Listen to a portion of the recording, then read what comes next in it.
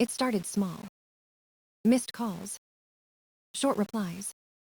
The kind of silence that feels rehearsed. Lena stopped visiting the garage. She used to bring lunch and sit on the workbench, laughing at my grease jokes. Now she texted that she was busy.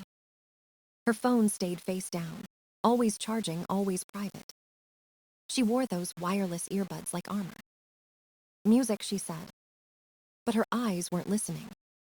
Nights grew colder. Dinner turned into 2 screens and separate worlds. I counted the distance by minutes, not miles. Every "I'm fine" sounded like a warning light I kept ignoring. At the shop, I could fix anything with tools and logic. At home, nothing tightened right. One Saturday, she mentioned a work event. Late night, team drinks, some excuse about networking. She came home smelling like someone else's cologne. When I asked, she laughed it off. I didn't. Trust used to be my default setting. Now it felt like a cracked gasket, leaking slowly.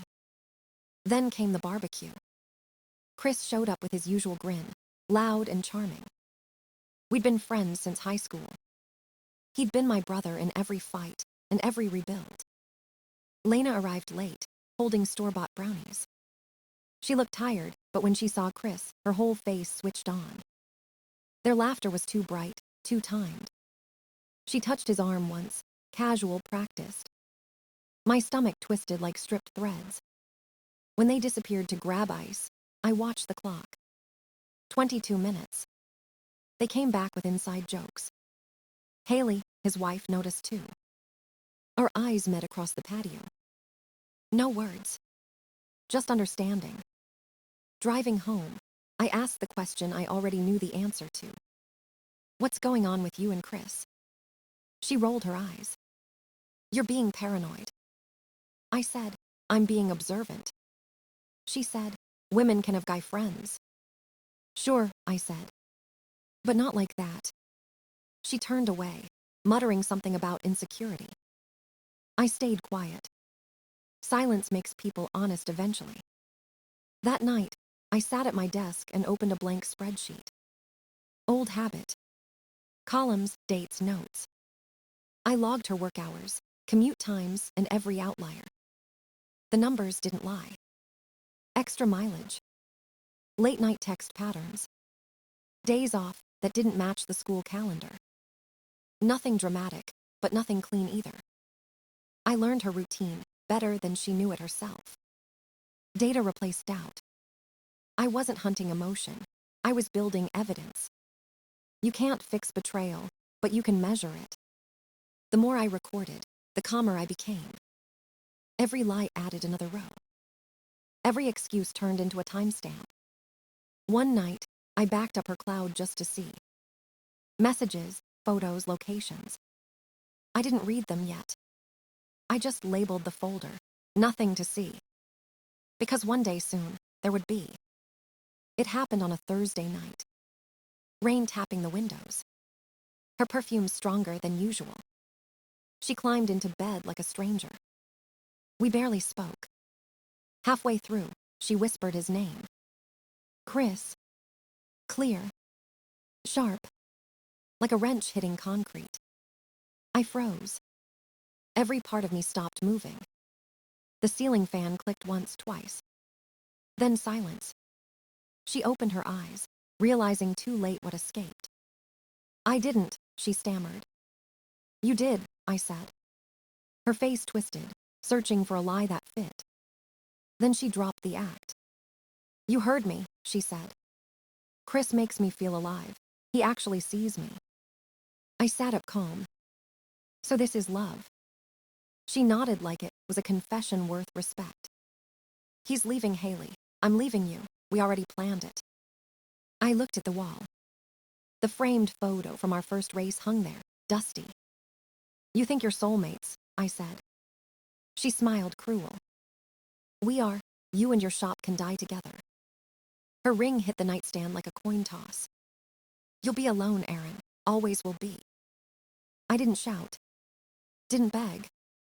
I just watched her gather her phone, her excuses, her pride.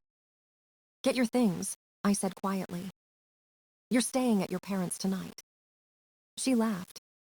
You're not serious. I'm organized, I replied. And I was. While she packed, I brewed coffee I didn't drink. My mind clicked like a machine returning to rhythm. I opened the old tablet she used for music. Her iCloud was still signed in. Messages syncing. Photos uploading. Every secret falling from the cloud like rain. People think cheating takes skill. It doesn't. It takes arrogance. Foolish arrogance. By morning, I had months of conversations, timestamps and geotags. Hotel addresses. Lunch breaks that lasted too long. Missing you already. Texts sent during school hours. Proof. All of it. I didn't rage. I archived. Each file had a name. Each lie had a number. I labeled the folder maintenance. Inside, I printed pages, highlighted overlaps, and sorted screenshots by date. I treated it like an engine teardown. Nothing emotional. Just parts and sequence. By sunrise, the evidence was cleaner than my conscience. When she woke up, she looked at me differently. Maybe she saw something colder than anger. I handed her the car keys. Your ride's waiting, I said. She muttered something about mistakes and soulmates. I nodded once. Make sure to tell him that when you see him. She slammed the door on her way out. The sound echoed through the quiet house. I sat at the table, opened the laptop, and backed up the files again.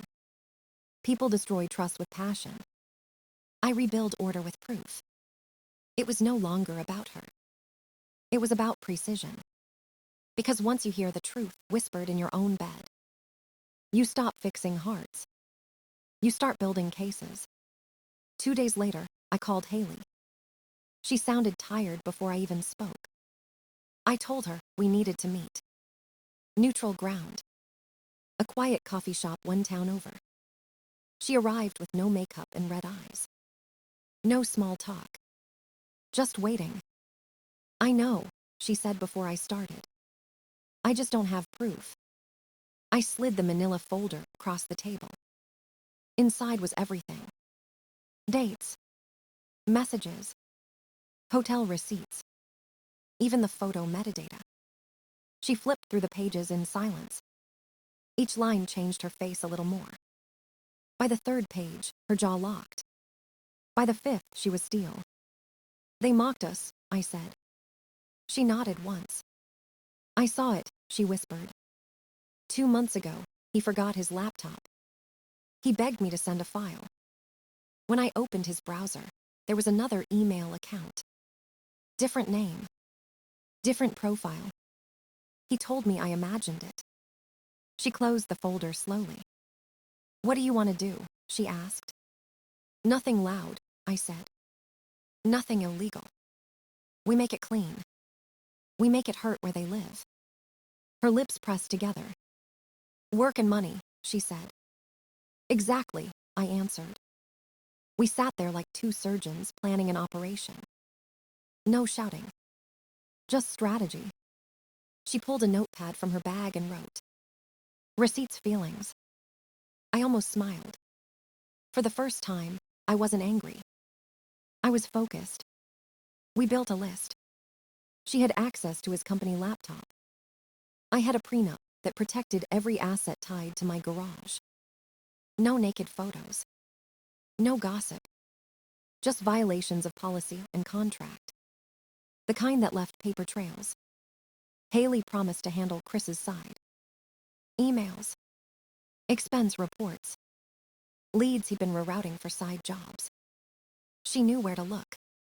I'd handle Lena's. Her work logs. Her use of school devices for personal texts.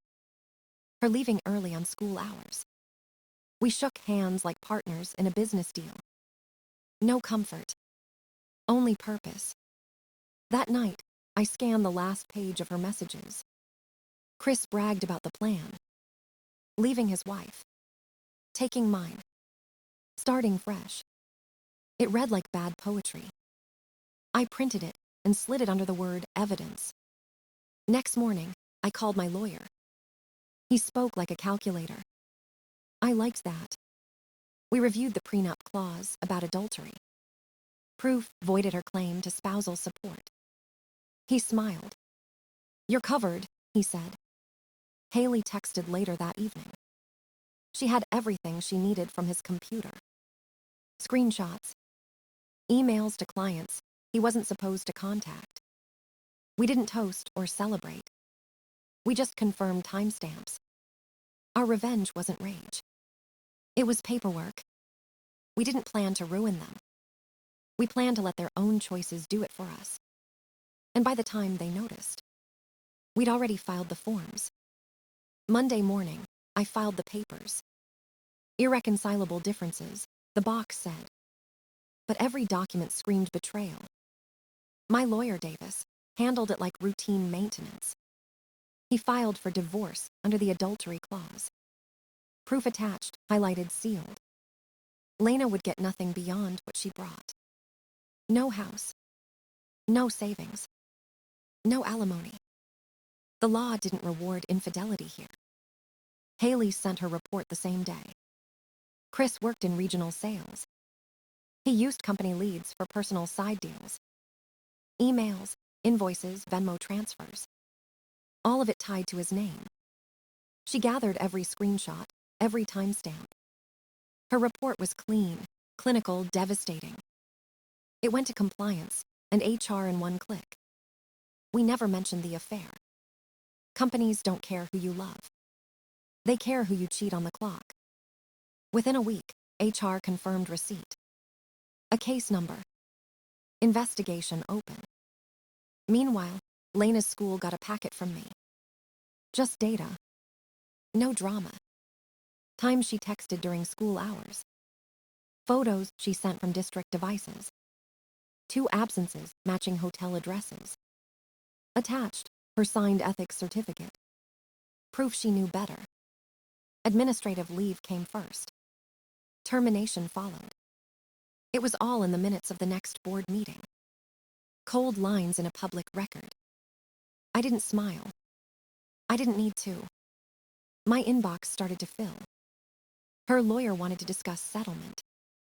They thought I'd cave. I didn't. The offer was simple. She keeps her car and personal things. No spousal support either way. I keep the house, the shop, the money. And a non-disparagement clause to stop her rewriting history. 2 weeks later, she signed. No tears, just signatures. Chris lasted another week at his job. Then the audit hit. He was escorted out with a cardboard box. Haley sent me a photo of him walking to his car. No caption. Didn't need one. When I got home, Lena had already texted. Unfair. Unbelievable. This is theft. I didn't reply. The documents spoke for me. She came by once to collect her things. Tried to cry her way back in. You destroyed everything, she said. I looked at her calmly. I just filed the truth. She threw the pen at the floor and left. The house went quiet again. That night, I made a parts list for the next project. New lift for the shop. Fresh start for the mind. Revenge wasn't fire. It was clean air after smoke. Every signature, every printed page, was another turn of the wrench. No shouting. No chaos. Just order. And order was mine again. 2 weeks later, Chris showed up at my driveway. Unannounced. Angry. Broken. He parked across the mailbox and stomped toward me. You did this, he shouted. You and your ice-cold wife ruined me. I stood still. I filed the truth, I said. You lost your job all by yourself. He jabbed a finger into my chest. Contact. The camera above the garage blinked red. He shoved once, just enough to test. I stepped forward and hit him clean. One punch. Short, sharp center line. His lip split. His tooth landed near his shoe. He fell to the concrete, like gravity remembered him. I didn't move again. No rage, no chase. Just control. He looked up, bleeding and stunned. "I'll call the cops," he muttered. "Do it," I said. "I'll show them your porch performance. The shove, the strike, and the packet that got you fired." He froze. He knew what was in those messages. The jokes. The insults. The evidence. He picked up his broken tooth and whispered, "I'm sorry." Then he drove away crooked. I hosed the path clean. By Monday, the school board had posted minutes. Lena's name listed under policy violations. Contract terminated. No appeal. Her benefits ended. Unemployment denied for misconduct. The district marked her record. Every future employer would see it. She tried calling. 5 times. Then came a long email. Apologies mixed with blame. She said she needed help. A short loan. A chance. I didn't reply. Silence was safer. She arrived a week later, eyes red behind sunglasses. She stood on my porch like a stranger begging at the wrong door. "I need 2 months," she said. "I'll pay you back." "The settlement's final," I said. She begged harder. "You're going to let me drown." I looked at her evenly. "You built the flood." Her voice cracked. "My parents won't talk to me. Chris left, I have nothing." "That's what happens," I said, "when you mistake chaos for love." She stared at me for a long time, searching for the old version of me. He wasn't home. She left when the motion light clicked off. That was the last time I saw her. Later, Haley texted me. Chris was working odd jobs with his uncle's crew. No suit. No sales talk. Just dirt and silence. He'd post gym selfies with captions about comebacks. No one cared. Lena sold her car at a loss. Her life now ran on fumes. I didn't celebrate. I just slept. Long and quiet. Sometimes peace sounds like nothing at all. And nothing was exactly what they both had left. Sophie showed up a month later. She used to be Lena's best friend. Now she was just herself. No sides. No gossip. She came by the garage with coffee and a quiet smile. We talked about engines first. Always easier than emotions. She asked how business was. I said steady. She said that's rare these days. Her eyes didn't search for pity. They searched for truth. We started seeing each other on Fridays. Always daylight. Always honest. No games. No pretending to heal each other. Just 2 people tired of noise. I told her about the files, the spreadsheets, the checklist. She listened without judgment. "Order makes sense," she said. "Even when nothing else does." She wasn't wrong. The shop began to breathe again. New lift installed. New kid hired from the community college. Tools back in place. The kind of balance that used to feel impossible. One night, we were watching an old racing documentary. Takeout on the counter. Quiet laughter.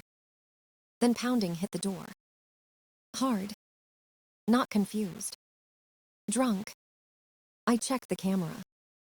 Lena. Mascara streaked. Voice already raised. I stepped outside, closing the door behind me. "Leave," I said. She pointed at the house. "She's here, isn't she?" Her voice cracked into a scream. Sophie the homewrecker. Porch lights turned on up and down the street. Sophie stepped out beside me, calm and steady. "Go home, Lena," she said. "You're drunk and wrong." Lena spat the words. "You stole my husband." Sophie laughed once, cold. "You cheated during work hours. You used school devices. You mocked him in messages. You burned your own house down." Lena froze. Her mouth opened, but nothing came out. She turned to me for softness. There wasn't any left. "The judgment is final," I said.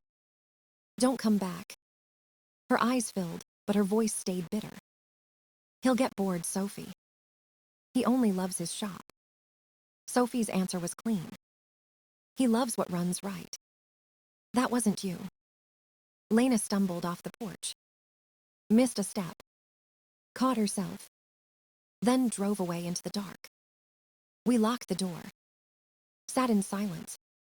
Sophie leaned forward, elbows on knees. That was something, she whispered. Yeah, I said. Not how I planned the night. She smiled, small but real. We didn't talk about it again. Some wrecks don't need revisiting. In the morning, I checked the garage. Everything where it belonged. Peace for once felt earned. Not gifted. Sophie kept coming around. She liked the smell of oil and order. I liked her calm. We didn't build fireworks. We built consistency. People ask for drama. I prefer torque and quiet. When something runs right, you stop tuning. You just drive. Months passed. The house stayed clean. The shop stayed full.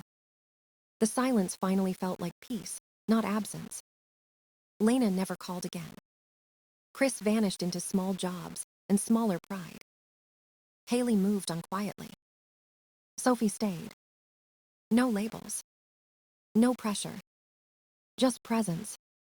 I refinanced the house in my name. Installed a new lift. Wrote the date and torque spec on the wall.